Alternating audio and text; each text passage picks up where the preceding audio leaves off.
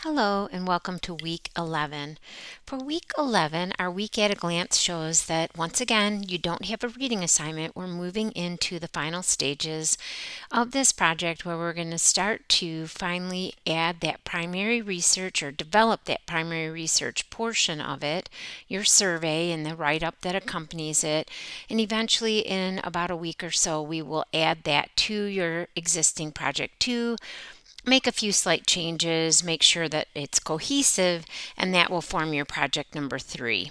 But this week we're just working on the first part of your primary research data collection portion of this project.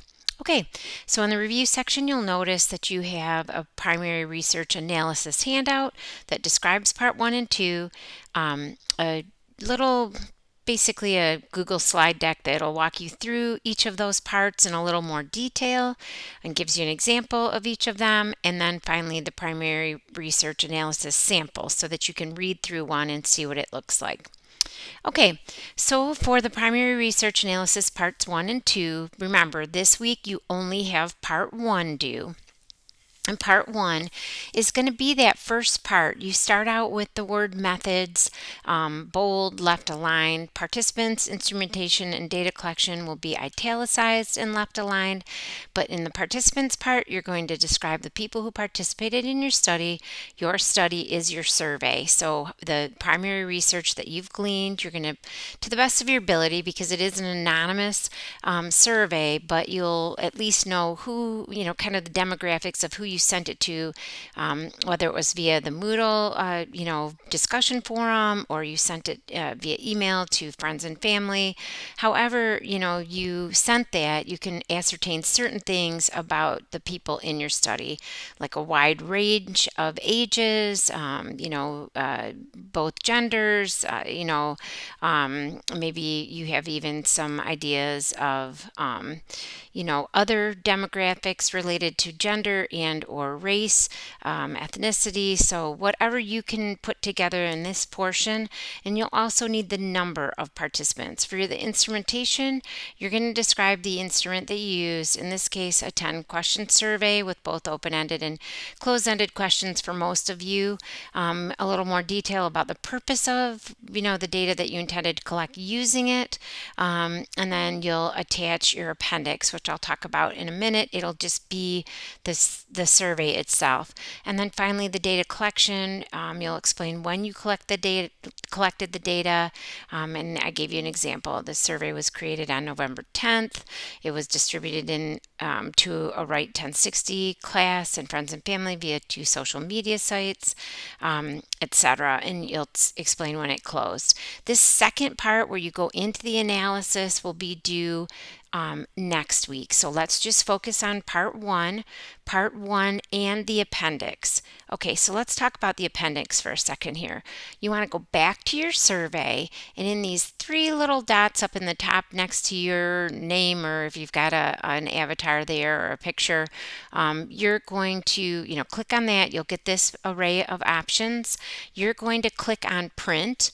And then once you've clicked on print, what you want to do is choose the Save as PDF option.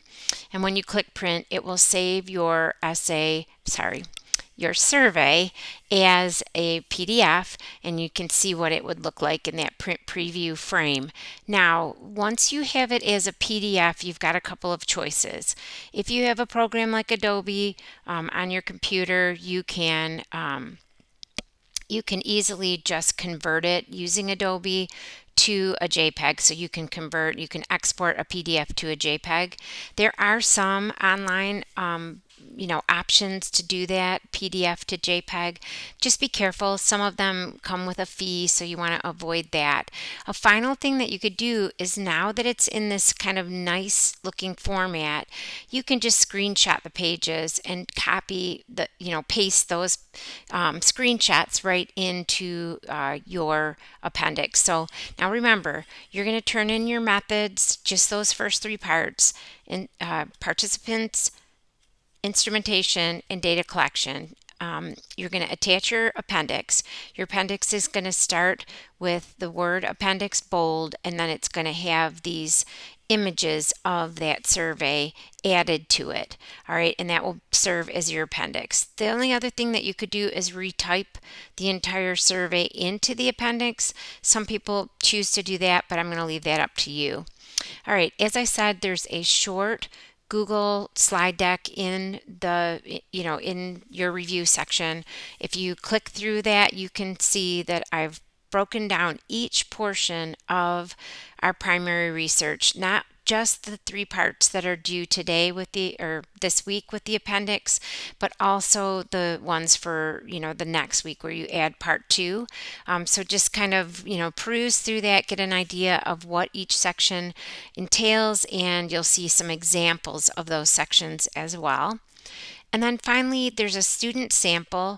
You can read through that, but remember, you're only turning in these first 3 parts this week. Oops. So you don't have, you can read through the data analysis and the parts that come with that portion of it, but you don't need to add those this week. We're kind of building slowly, so I've got some time to give you feedback as well. All right, so really at the end of the week, your primary research data collection part 1 is due.